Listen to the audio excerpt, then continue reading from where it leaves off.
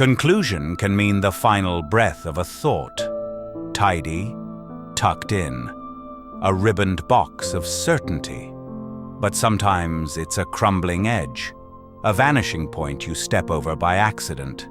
It can be a verdict, a decision chiseled from chaos, or just the moment you give up trying to explain why the stars have changed their order. It can be ceremony or collapse, a fading curtain, or the backstage hallway where no one meets you. You've followed signs, connected fragments, interpreted shadows cast by things no longer there. And yet, nothing concludes quite how it should. No fanfare, no release. Just the slow dawning that the ending you found wasn't the one that was written, which is how you deduce you have ended up caught in the minus world. Episode 5. Conclusions.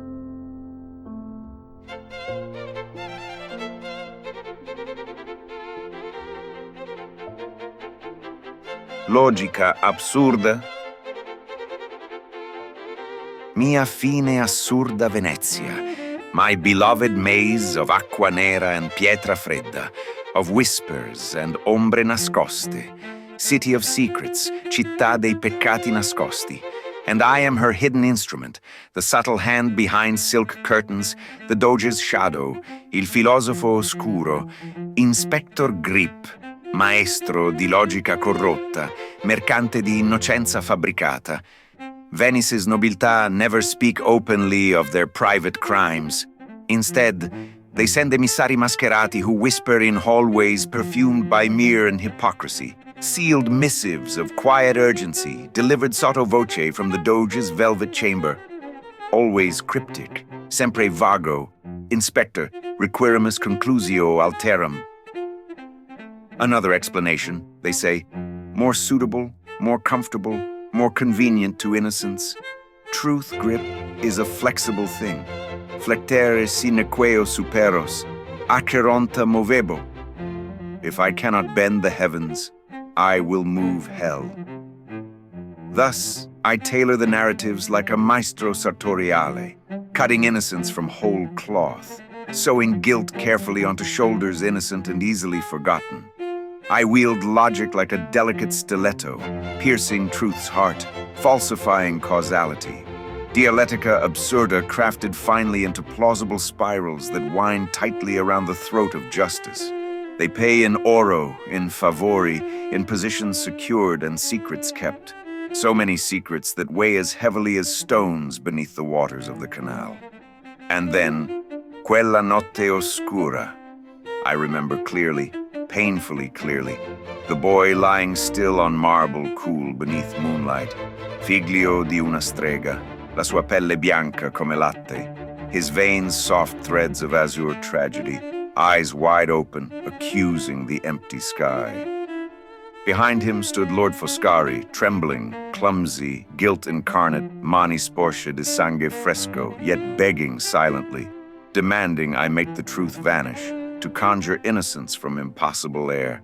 So, I selected carefully an orphaned mendicante, a beggar whose only guilt was helplessness, whose protests were quiet sobs, easily drowned beneath my carefully woven words.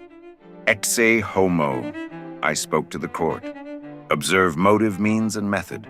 Non sequitur that a noble hand would strike so crudely. Is it not rather desperation, poverty's blind rage? Behold, guilt has always been poverty's companion.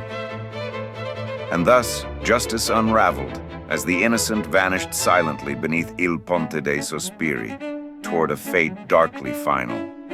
Yet, as I returned home, complacent, coins heavy with the weight of my own complicity, the witch appeared, ombra oscura nella mia stanza, eyes deeper than il mare at midnight, voce di cenere amara.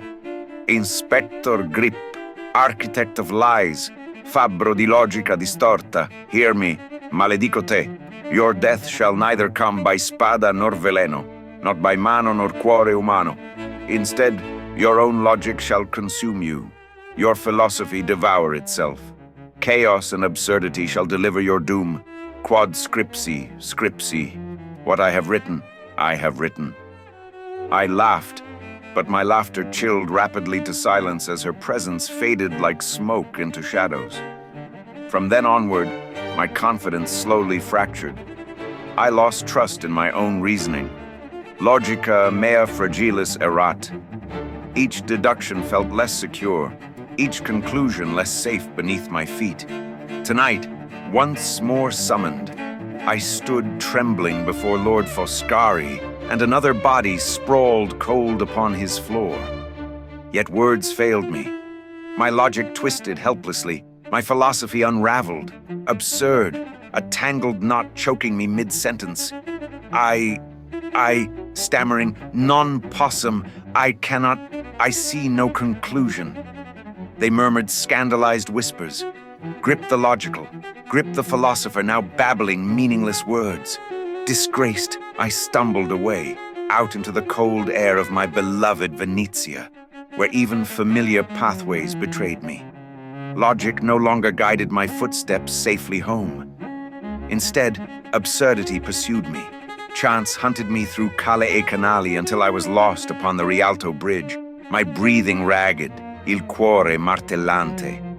Below, dark water flowed tranquil as oblivion, reflecting indifferent Luna, as suddenly, absurdly, fortuna crudele, my foot slipped on Pietra slick with midnight dew, my hands grasping air as I tumbled forward, gravity laughing at me with chaotic precision. Falling through emptiness, I saw clearly at last. The witch's eyes, the satisfaction of her curse fulfilled, my life reduced to a mocking epitaph composed by chance alone. Inspector Grip, destroyed by logica absurda, victim of philosophia perversa, now claimed by chaos e casualita, sic transit gloria mundi. And as the waters rushed to meet me, black, cold, final, I whispered my final admission. Mea culpa, mia logica falsa, mia filosofia vana, mors inevitabilis absurdaque. My logic was false, my philosophy empty, and my death absurd, inevitable.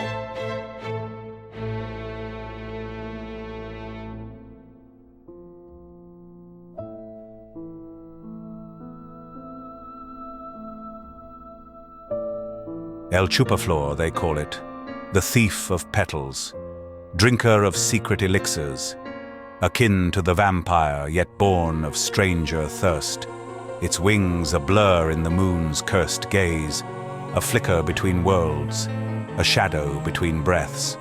It moves like wind over forgotten graves, like a whisper through the broken teeth of tombstones, seeking not blood, but the nectar that blooms in the veins of other darker things. Infernalis vitae, the sap of midnight roots. From whose cup does it sip tonight? From the cold veins of a wraith in mourning, from the black petals of a witch's heart, or from the thorned chalice of a lycanthrope's wrath? What sacred ichor, what unholy ambrosia fills its hollow bones with stolen fire? Ave tenebris, invoco spiritum umbrae. O blackened flower of the abyss, blooming in shadows where even specters dare not tread. El Chupaflor pierces you with its needle beak, its tongue a swift and silent serpent. How it flits, the furtive thief. Between the silver columns of catacombs, its eyes like rubies carved from a demon's crown, drinking deeply from the undying, drawing forth the sanguis noctis, the night's own blood, turning immortality into its own fleeting feast. It sips, it savors, it moves on, never full, never sated. El Chupaflor, Niño de la Noche, preying upon the revenants and liches, the shades who wander lonely and unquenched. Mortui vivos docent, let the dead teach the living of this small, winged darkness. This diabolical hummingbird who steals not life but essence, the perfume of power, the very breath of eternity condensed into the quicksilver taste on its agile tongue. And still it moves, seeking, searching, between realms, across forbidden gardens where mandrakes cry and the hemlock sighs, where roses bloom in ashes, and every drop of dew is a soul's lament. O lux aeterna, grant me respite. But no mercy comes for those it finds, for El Chupaflor is neither cruel nor kind. It simply is a hunger given wings, a fleeting blot against the stars that drinks of all that was never meant to die.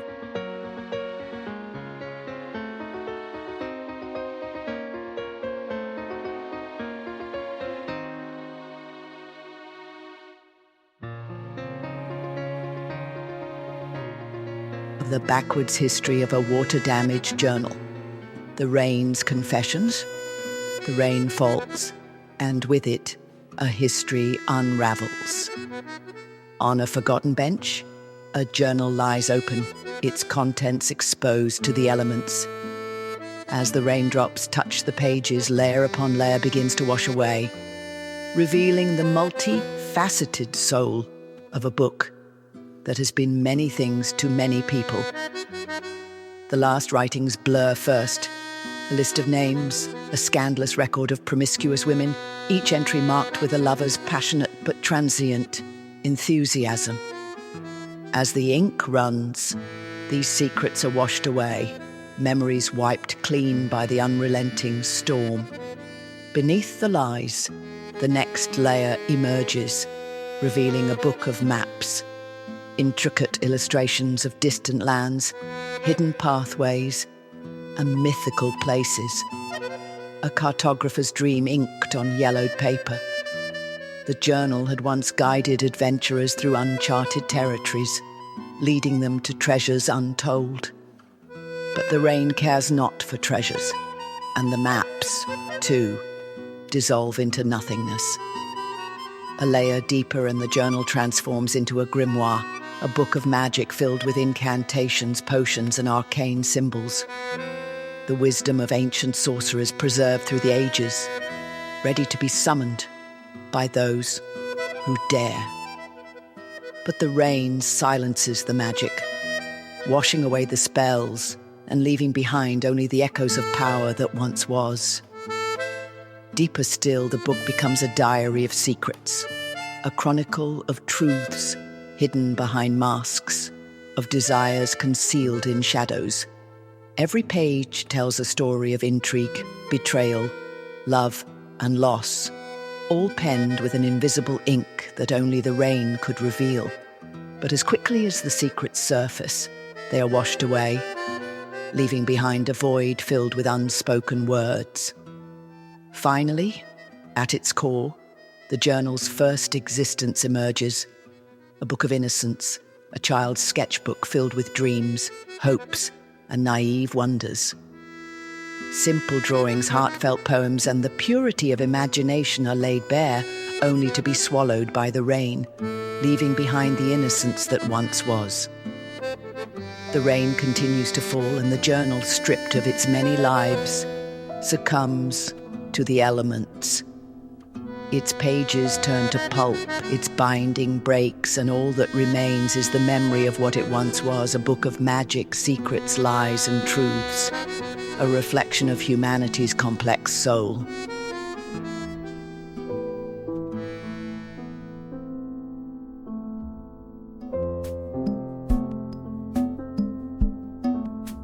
At the end of everything, where stars fall like embers from a dying fire, and the universe breathes its last, there stands a lighthouse, floating on a crumbling rock, adrift in the cosmic sea.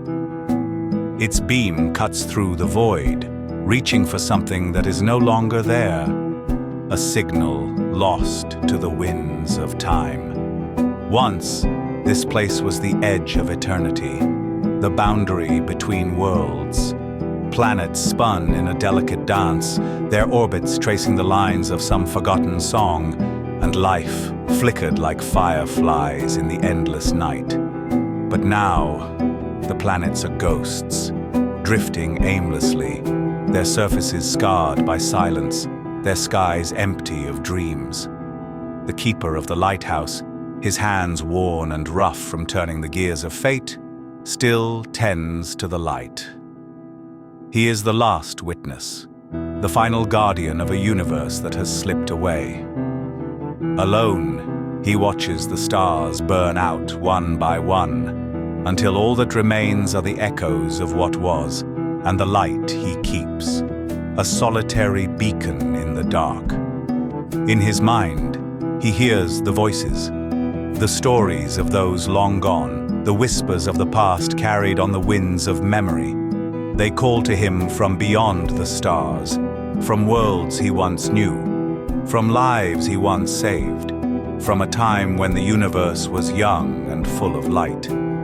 But time has withered them all away, leaving him with nothing but the cold, quiet hum of the end. There was a time when travelers came, lost souls seeking refuge, drawn by the light of the tower. They came from every corner of the cosmos, from planets with skies of fire, from cities built on the bones of gods, from realms where time unraveled and reality bent like water. They came, searching for hope, and the lighthouse gave it to them, a guide through the endless dark. But no more. Now the door to the tower is shut, its hinges rusted, its threshold crossed only by dust. No ships sail the starry seas, no travelers knock, for there is no one left to seek. The keeper remains, not because he must, but because he knows no other way. To leave the light would be to admit that everything is truly over, that the end has come, and there is nothing beyond it. Yet still, the light shines. It cuts through the cosmos, slicing the dark like a knife, a reminder that even at the end, there is something, a glimmer, a spark, a fragment of what once was. And perhaps, in the great expanse of nothingness, something will see it. Something will remember. The stars collapse into silence, one after another, until there is only one left, a single burning sun, casting long shadows across the keeper's face. He stands at the window, watching as the last star fades, as the light of creation dims, leaving only the soft, steady glow of the lighthouse. At the end of everything, there is no final cry, no explosion of light, no grand crescendo. There is only the slow, quiet sigh of a universe falling asleep, and the steady pulse of the lighthouse beam still reaching, still searching, still hoping. For at the end of everything there is still a light. And as long as there is light, the story is not over. As long as there is light, there is the possibility that somewhere out there in the vast dark sea, something will see it, something will know. That even in the end, there was something beautiful, something worth remembering.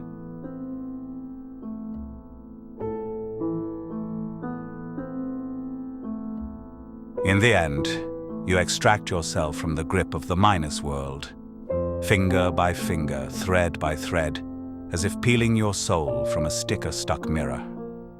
The colors come back slowly, too bright at first, like the world forgot how to hue you gently. You pass for whole. You nod at the right moments. You drink water. You sleep with both eyes shut, almost believing it will last.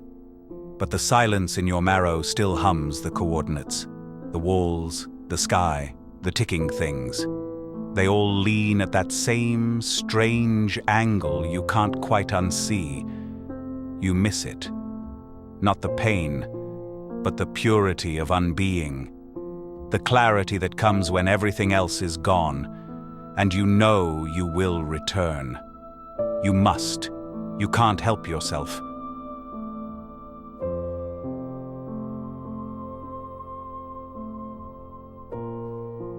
This has been the final episode in Season 1 of The Minus World. Thank you for listening, for slipping through the seams with us, for vanishing and reappearing in just the right places. If you've appreciated the strange journey, if the echo of these words still rings somewhere inside your softer parts and you long for more, please consider leaving a favorable review or rating. At the very least, recommend the offering to someone else who walks between realities and reads the static for meaning. We rely strictly on word-of-mouth propagation, like folklore or a secret spell shared at the edge of a dream. Until next time, should there be one, stay strange. A production of the Moon and the Moth Media, all rights reserved.